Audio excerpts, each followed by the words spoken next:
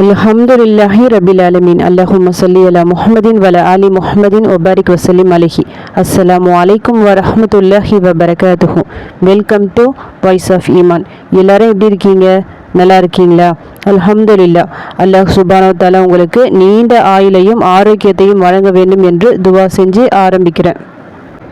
இன்றைக்கி நாம் என்ன பார்க்க போகிறோன்னா, பெருநாள் தொழுகையை வீட்டிலையே எப்படி தொழலாம் மற்றும் பள்ளிக்கு செல்லும் ஆண்கள் கடைப்பிடிக்க வேண்டிய, அதாவது பெருநாளுக்கு போகும்போது கடைப்பிடிக்க வேண்டிய மிக முக்கிய 2 சுன்னாக்கள். இந்த 2 விஷயத்தை பற்றி இன்றைக்கி நாம் டீட்டெயிலாக பார்க்கலாம். பருவமடைந்த ஆண் பெண் அனைவரும் பெருநாள் தொழுகை தொழுவது அவசியம். ஜும்மா தொழுகை கடமை என்பதை நம்ம எல்லாருக்கும் தெரிஞ்ச ஒரு விஷயம்தான். ஆனால் ஜும்மா தினத்தில் பெருநாள் வந்தால் ஜும்மாவிற்கு பதிலாக பெருநாள் தொழுகையே போதுமானது என மார்க்கம் கூறுகின்றது என்றால் பெருநாள் தொழுகை எந்த அளவுக்கு முக்கியம் வாய்ந்தது அப்படின்னு நம்ம புரிஞ்சுக்கணும். அதனால் கண்டிப்பாக ஆண்கள் கண்டிப்பாக பள்ளிவாசலில் போய் தொழுவாங்க. பெண்களும் பள்ளிவாசலில் தொழுகிறவங்களுக்கு இடவசதி செஞ்சுருந்தால் நீங்கள் போய் தொழலாம். அப்படி முடியாத பட்சத்தில் வீட்டில் தொழலாம். ஆனால் கட்டாயம் தொழுங்க. நம்ம நார்மலாக தொழுகிற தொழுகைக்கும் பெருநாள் தொழுகைக்கும் இருக்கிற வித்தியாசம் என்னன்னா, இந்த தொழுகைக்கு பெருநாள் தொழுகைக்கு பாங்கு இகாமத் இல்லை, அதே மாதிரி முன்பின் சுன்னத்துக்கள் இல்லை. பெருநாள் தொழுகையை பொறுத்த வரைக்கும் நார்மலாக நம்ம தொழுகிற தொழுகையை விட எக்ஸ்ட்ரா 12 தக்பீர்கள் அதிகமாக கட்டணும். இதுதான் வித்தியாசம், நார்மல் தொழுகைக்கும் பெருநாள் தொழுகைக்கும் இருக்கிற வித்தியாசம். இப்போது அந்த பெருநாள் தொழுகை எப்படி தொழணும்னா, முதல்ல நியத் வச்சுக்கிங்க, மனசில் நியத்து வச்சுக்கிங்க. இந்த மாதிரி பெருநாள் தொழுகை 2 ரக்காத் தொழுக போகிறேன் அப்படின்னு சொல்லிட்டு நியத்து வச்சுக்கிங்க. அதுக்கப்புறமா நம்ம நார்மலாக அல்லாஹ் அக்பர் சொல்லிட்டு கையை கட்டிட்டு வஜ்ஜத்து அப்படி இல்லைன்னா சனா ஓதுவோம்ல, அந்த மாதிரி ஓதிக்கிங்க. ஓதிட்டு பிறகு அல்லாஹ் அக்பர் சொல்லிட்டு மறுபடியும் தக்பீர் கட்டணும். அல்லாஹு அக்பர் சொல்லிட்டு 7 முறை தக்பீர் கட்டணும். அதுதான் முதல் ரக்காத்தில் நாம் செய்ய வேண்டியது. 7 முறை தக்பீர் கட்டிட்டு பிறகு நம்ம நார்மலாக வஜ்ஜகத்து அப்படின்னா சனா ஓதிட்டு நம்ம என்ன ஓதுவோம், அல்ஹம்து சூரா ஓதுவோம். அந்த சூறாவை நம்ம நார்மலாக ஓதி பிறகு ஏதாவது ஒரு சின்ன சூறா ஓதிக்கணும். அப்புறமா நார்மலாக நம்ம மற்ற தொழுகைக்கெல்லாம் ருக்கு சஜிதா எல்லாம் செய்வோம்ல, அது மாதிரி எல்லாம் செஞ்சுட்டு 2வது சஜிதா முடிச்சுட்டு மறுபடியும் 2வது ரக்காத்துக்கு நம்ம எழுந்திரிப்போம்ல, அந்த டைமில் நார்மலாக அல்லாஹ் அக்பர் சொல்லிவிட்டு எக்ஸ்ட்ரா இன்னொரு 5 தக்பீர் கட்டணும்.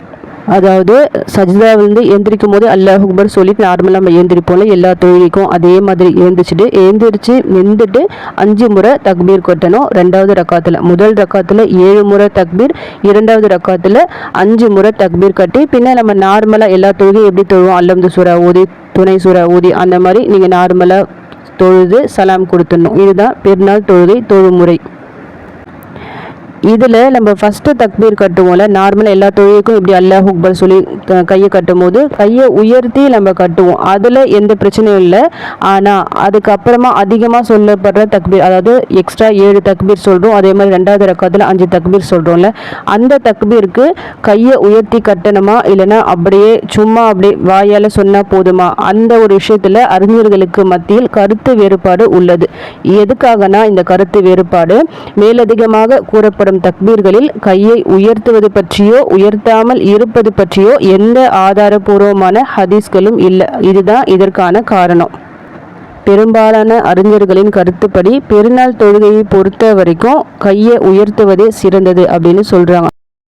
அதாவது 7 முறை தக்பீர் சொல்லும் போதும் ஒவ்வொரு தக்பீருக்கும் கையை உயர்த்தி சொல்லணும் அப்படின்னு நம்ம எடுத்துக்கலாம். அது சிறந்தது அப்படின்னு சொல்லிட்டு. ஏன்னா பொதுவாக நம்ம எல்லா தொழுகைக்கும் ருக்குவுக்கு முன்னாடி எல்லா தக்பீரும் சொல்லும் போது கைகளை உயர்த்தி தானே நம்ம சொல்கிறோம். நபி ஸல்லல்லாஹு அலைஹி வஸல்லம் அவர்களும் அப்படி தானே பண்ணியிருக்காங்க. அந்த ஒரு அடிப்படையில் பெருநாள் தக்பீர்களுக்கும் ருக்குவுக்கு முன்னால் கூறப்படுவதால், ருக்குவுக்கு முன்னாடி தானே அந்த 7 தக்பீர் சொல்கிறோம், அதனால் கையை உயர்த்துவதே சிறந்ததாகும் அப்படின்னு நம்ம எடுத்துக்கலாம். வல்லாஹு ஆலம். இதில் முதல் ரக்காத்தில் என்ன சூறா ஓதலாம், 2வது ரக்காத்தில் என்ன சூறா ஓதலாம் அப்படின்னு பார்த்தா, நபி ஸல்லல்லாஹு அலைஹி வஸல்லம் அவர்கள் பெருநாள் தொழுகையில் சபீஸ்ம ரப்பிக்கல் ஆலா, அதாவது 87வது சூறா, அந்த சூறாவையும் ஹல் அதாக ஹதீசுல் காஷியா, அதாவது 88வது சூறாவையும் ஓதுபவராக இருந்துள்ளார்கள். அதாவது முதல் ரக்காத்து மற்றும் 2வது ரக்காத்தில். இன்னொரு அறிவிப்பில் 50வது சூறாவையும் 54வது சூறாவையும் ஓதியதாக நபி ஸல்லல்லாஹு அலைஹி வஸல்லம் அவர்கள் ஓதியதாக ஹதீஸ்ல இருக்கு. அதனால இந்த 4 சூறாக்கள்ல ஏதாவது ஒன்று ஓதுனா சுன்னா. உங்களுக்கு இந்த சூறாக்களை தெரிஞ்சா இதை ஓதுங்க. வீட்டில் ஓதுறவங்க தெரியாத பட்சத்தில் உங்களுக்கு தெரிஞ்ச சூறாக்களை ஓதி பெருநாள் தொழுகையை நீங்கள் தொழலாம். அடுத்ததாக பள்ளிக்கு தொழு போகிறாங்கள அவங்க ஃபாலோ பண்ண வேண்டிய ஒரு 2 சுன்னாக்கள். நபி ஸல்லல்லாஹு அலைஹி வஸல்லம் அவர்கள் இந்த 2 சுன்னாக்களை பின்பற்றியுள்ளார்கள் பெருநாள் தொழுகையின் போது. அதில் முதலாவது என்னதுன்னா, ஏதாவது நம்ம தொழுகை போகிறதுக்கு முன்னாடி ஏதாவது கொஞ்சம் சாப்பிட்டு போகிற மாதிரி பார்த்துக்கணும். வெறும் வயிற்றோட பசியோடு போகாமல் ஏதாவது சாப்பிட்டு போகிற மாதிரி பார்த்துக்குங்க.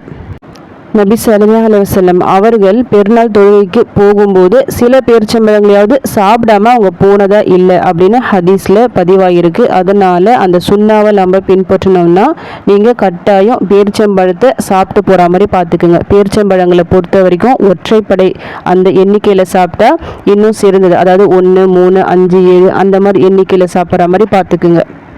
அடுத்ததாக கடைப்பிடிக்க வேண்டிய 2வது சுன்னா என்னன்னா, பெருநாள் தொழுகை போகும்போது பள்ளிக்கு நம்ம போகும்போது ஒரு வழியிலையும் வரும்போது ஒரு வழியிலையும் போகிற மாதிரி பார்த்துக்குங்க. ஏன்னா நபி ஸல்லல்லாஹு அலைஹி வஸல்லம் அவர்கள் அப்படி தான் பாதையை மாற்றி போயிருக்காங்க. அந்த வழியில் நம்ம போனோன்னா நீங்கள் போகும்போது ஒரு வழி வரும்போது ஒரு வழி, முடிஞ்ச அளவுக்கு உங்கள் பள்ளி வாசல் கிட்ட இருந்துச்சுன்னா நடந்து போகிற மாதிரி பார்த்துக்குங்க. ஏன்னா நம்ம எடுத்து வைக்கிற ஒவ்வொரு அடிக்கும் நன்மை உண்டு. அதனால் நடந்து போகிற மாதிரி பார்த்துக்குங்க. 2 வழியை செலக்ட் பண்ணி போகிற மாதிரி பார்த்துக்குங்க இன்ஷா அல்லாஹ். இதுதான் பெருநாள் தொழுகை தொழும் முறையும் தொழுவதற்கு முன் கடைபிடிக்க வேண்டிய 2 முக்கிய சுன்னாக்களும். அல்ஹம்துலில்லாஹ் இந்த 2 விஷயங்களிலும் உங்களுக்கு ஒரு புரிதல் கிடைச்சிருக்கும்னு நினைக்கிறேன். உங்களுக்கு தெரிஞ்ச இந்த விஷயத்தை மற்றவங்களுக்கும் தெரியப்படுத்துங்க.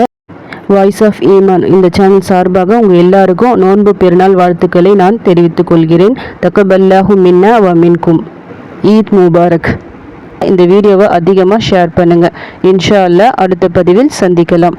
ஜஸக்கல்லாஹு கைரன் கசீரா. அஸ்ஸலாமு அலைக்கும் வரஹ்மத்துல்லாஹி வபரகாத்துஹு.